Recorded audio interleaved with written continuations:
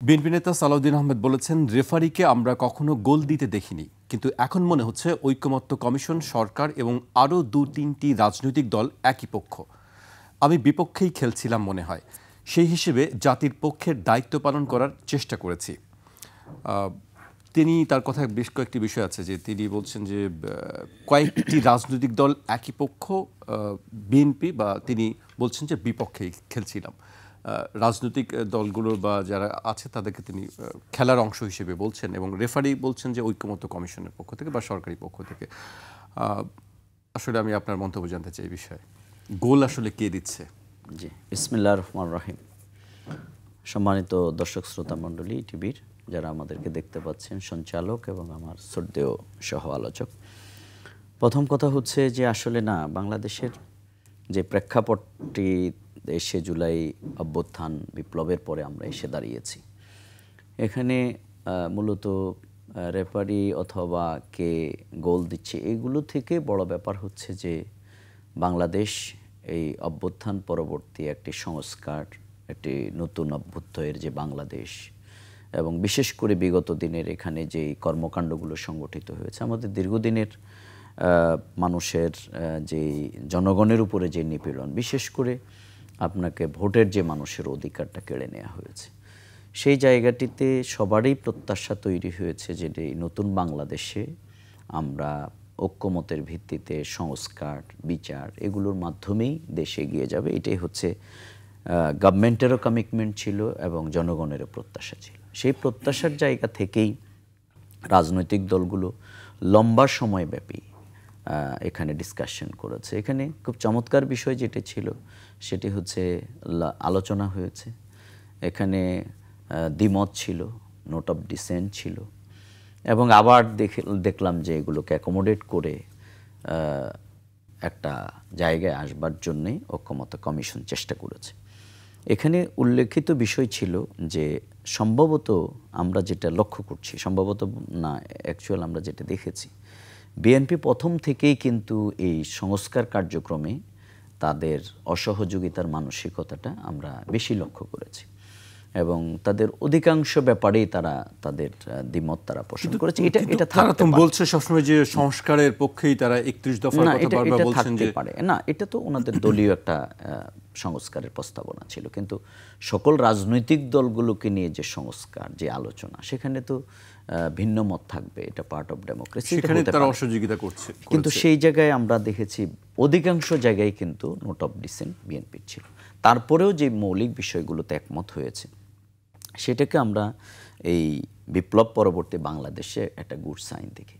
দেখুন, বাংলাদেশে আমি এই প্রেক্ষাপটকে আমি দুই ভাগে দেখি। একটি হচ্ছে যে দুটি গুরুত্বপূর্ণ জায়গা, যে বাংলাদেশের রাজনৈতিক দলগুলোর মধ্যে একসাথে বসার প্র্যাকটিস দীর্ঘদিন নেই, কোনো উত্তেজনা ছাড়া তারা বসে নাই, কিন্তু এই বিপ্লব পরবর্তী আমরা দেখেছি সব রাজনৈতিক পক্ষগুলো একসাথে হয়েছে।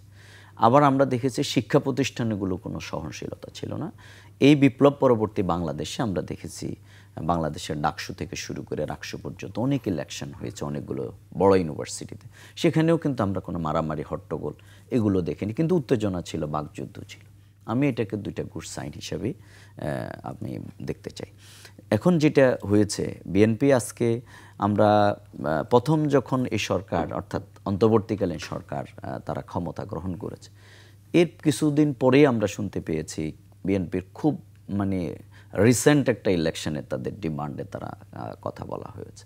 কিন্তু রিসেন্ট ইলেকশন তো একটা আলাপ আলোচনা করে হতে হবে, কারণ ইলেকশনের টাইম ফ্রেম তো আমাদের এই ফেব্রুয়ারি না, অথবা যে সরকারের কাছে ইলেকশন চাওয়া হচ্ছে সেই সরকারও কোনো অথরিটি না, এটা আমাদের জনগণের অভিপ্রায়ের একটা সরকার, সমর্থিত একটা সরকার।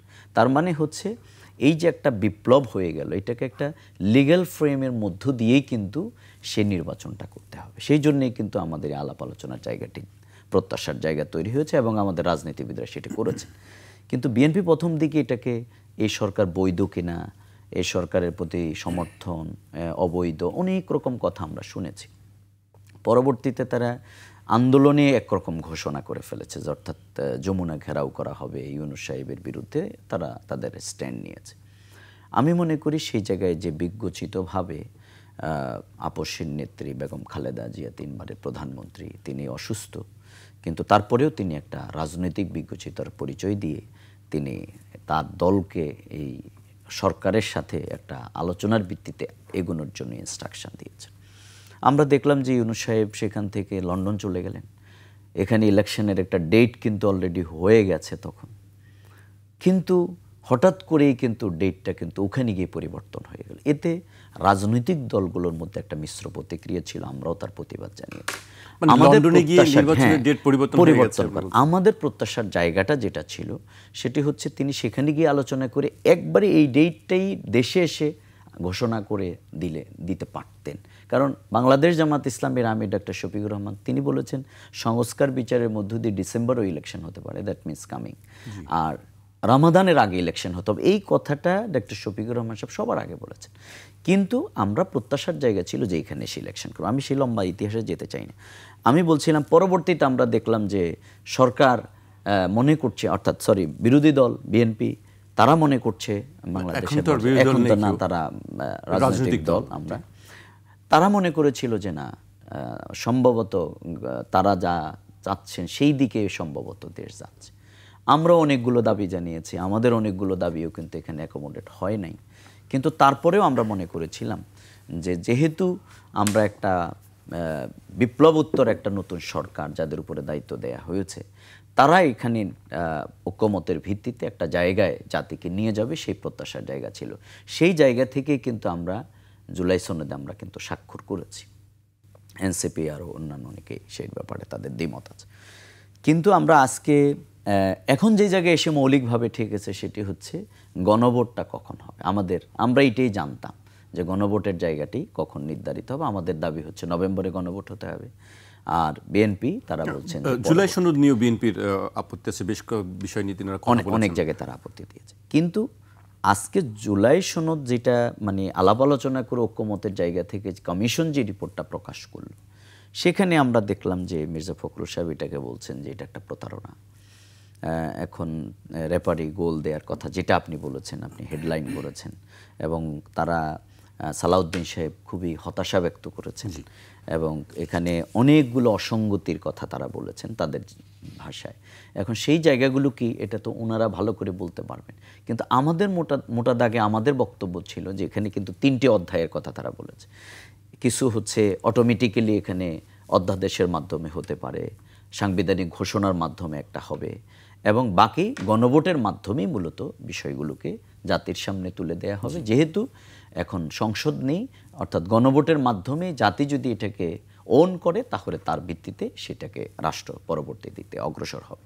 কিন্তু বিএনপির আজকের যে হতাশার জায়গা, আমাদেরও হয়তো আমাদের জায়গাগুলো আমরাও আমাদের জায়গা থেকে পেশ করব। কিন্তু এখানে এত বেশি হতাশার জায়গা বিএনপির মধ্যে কেন তৈরি হলো, অথবা ওনারা কি চেয়েছিলেন, আর এই আলোচনার ঘরের মধ্যে কোন বিষয় এত প্রতিফলিত হয় নাই, সেটা বিএনপি হয়তো ভালো বলতে পারবে।